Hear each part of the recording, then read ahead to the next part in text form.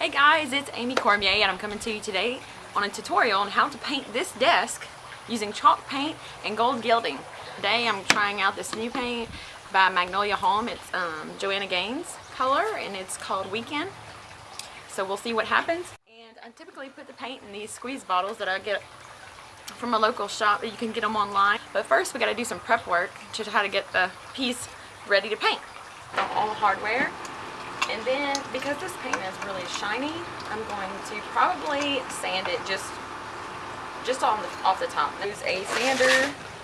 I just have a round disc sander. Going to just sand lightly over. I'm not going to sand all the old paint completely off.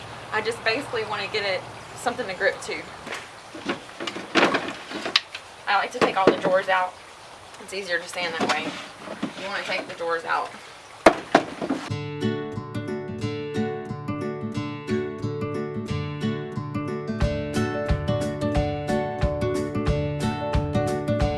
Prime example of, like, you start off with an idea whenever you're working with something, but as you're going across the piece, there might be some things you find, maybe damage, maybe just something comes in your mind as you're sanding or prepping it that might work. As I was sanding the top, it had like some rounded kind of edges, and it just dated it. It's kind of youthful looking, and this piece actually is for a 17-year-old, and her room is kind of boho themed and modern, and since this isn't really mid-century, I'm thinking that we can make it look a little more mid-century. I'm gonna sand down the edges of this top to where they're more flat instead of curved, and I'm thinking that these drawer faces, I can do the same thing. I can sand it to make them as flat as possible. I don't think I'll be able to get the curve completely out of the edges, but I'm going to sand it as much as I can to get it flat, and it'll give it a more modern look. This right here, I had a dresser that I had gotten at garage sale before that I redid, and it had this piece, and that just dates it also. It's very youthful looking to me. See if we can knock out this piece completely, and because you can see it'll be like it's framed out around it, so it should give it a sleeker, straight line look. And it'll get rid of that. Who knows, we might can do something different with the legs. I don't know. Okay, so I inquired with my husband about knocking out these panels right here, and he said he thinks it's really what's holding the legs together, making it more sturdy, which I was kind of afraid of, but I was hoping that wouldn't be the case. So what we're gonna do, I think, is we're gonna mark out where we want to cut. We're gonna go jigsaw, and I'm just gonna go ahead and cut it where it's just framed out instead of this detail like that. And it'll still give it that look, but not exactly what I wanted to do, but it's the next best thing. My wonderful little helper here, he has been following me around everywhere. I'm going to use a square and just mark out exactly where we're going to cut it. I've already done that side. I'm going to do this side. And we're going to attempt to cut this myself. I figured I'd video it so you can laugh at my mistake if I mess up. But we're gonna try it.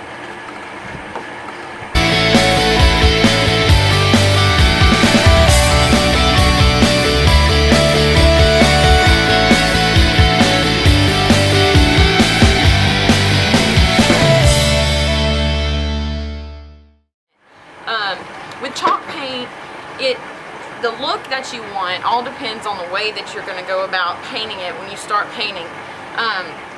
Because I'm doing like a more modern look, it's not going to be really rustic, or I'm not going to be distressing it or anything like that. So what I plan to do is make the paint smooth, and in order to do that, the most important part of that is you want to keep your brush damp in a sense. That'll make your paint come out more smooth whenever you're painting it. If your brush starts to stick a little bit, and you kind of feel it not laying out so smoothly, that's when you know you need to add a little bit of water to your brush, bring it out. You're just going to see how messy I get whenever I paint sometimes. But that's okay, because it's just part of it. It's kind of fun. I like to use just paper bowls or something like that so you don't waste so much paint. I find if you use like a bucket or anything, sometimes you just squeeze out more paint than you need.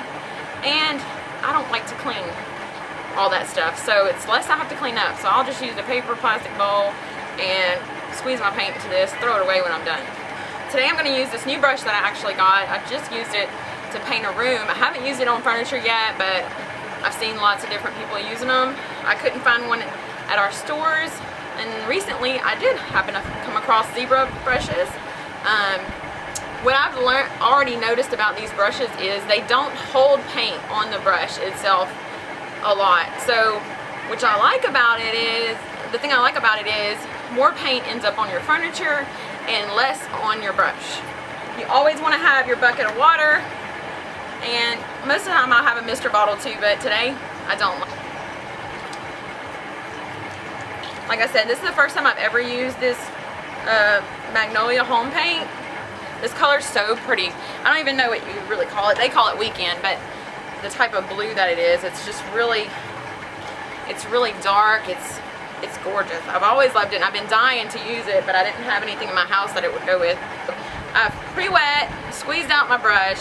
I loaded it with this, and we're gonna go ahead and start laying it out. It comes out, as you can see,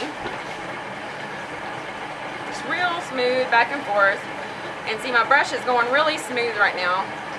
I didn't tape it off or anything because I really don't care about the drawers itself. I'm not sure what I'm going to do yet with that. We're just going to worry about the front right now. And we'll probably go back over it because I like to do like a light coat the first time just to make sure. Because the good thing about chalk paint is it dries so fast. So for impatient people like me, you don't have to wait days to do another coat.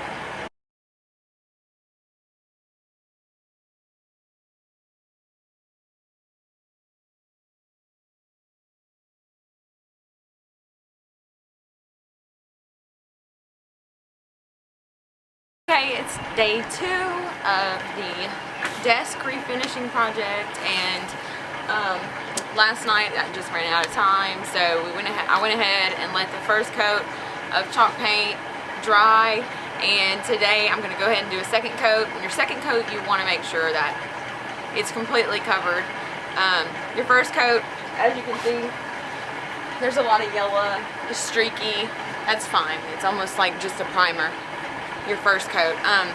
So the second coat you want to make sure is real smooth. So like I said, you want to keep your brush damp. Anytime it starts feeling like it's pulling, you want to keep adding a little water to your brush and go back at it. After the second coat, before we gild, I'm going to make sure that I seal it with a clear, like polyurethane matte sealer.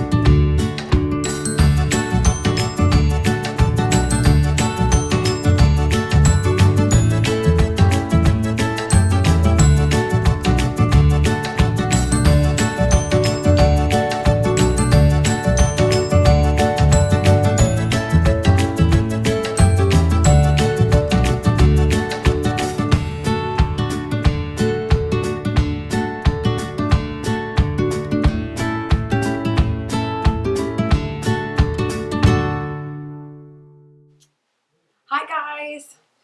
I finally finished the paint portion of this project, and I will say that I definitely ran into some hiccups. Main one would be that this paint, like I said, was the first time I've ever used it, and I don't know if it was a sanding issue, a paint issue. Bottom line is, this paint, the previous paint that was on here was a high gloss regular paint, and the paint that I was using was the Magnolia Home made by Kilts, and it was supposed to be a chalk paint. I will say that the consistency of it seemed a lot more like it had a paint base to it. It didn't feel like chalk paints that I'm used to using. it did want to dry more, and it also wanted to clump up more, like when it started to tack and you started to go back over it, which normally chalk paint that I'm used to using, when you go back over it, it doesn't clump while it's tacking. It's different. So anyway, I had to get used to that. But the issue that I had was right here on these edges, any of the sharp edges, it wanted to show the old color. Even after I had sanded it, I didn't sand it down to the bare wood. I just sanded over the whole thing. But these edges wanted to show no matter what I did, even after letting it dry and everything. When I started putting the clear on, it made it even worse.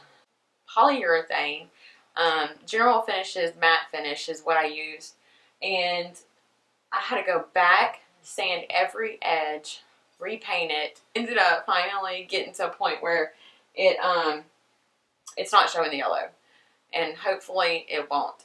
But I sealed it again with the polyurethane. Our next video, part 2, I decided to do this in a 2-part series. Part 2, I'm going to show you how to gold gild. This isn't just painted. After I finished painting everything, I cleared everything with the General Finishes. When you get your sponge, before you put the clear on, dampen your sponge, or whatever you're using. I prefer to use a sponge, the sponge brush, and I dampen it, and then I squeeze out all the water to where it's just literally like barely damp, and then start putting your clear on, and it definitely helps not get so many bubbles and things like that, and it just goes smoother. Part 2 is going to be about the gold gild, and I'm excited to show you how to do that. Let me show you a close-up of how this looks. I'm trying to get this color. It's really hard to tell, but it's a beautiful blue. And yeah, it came out really good. So what I'm thinking, whenever we do the gold gild, it's going to come down like irregular. And I'll show you on the next part video. I'm excited.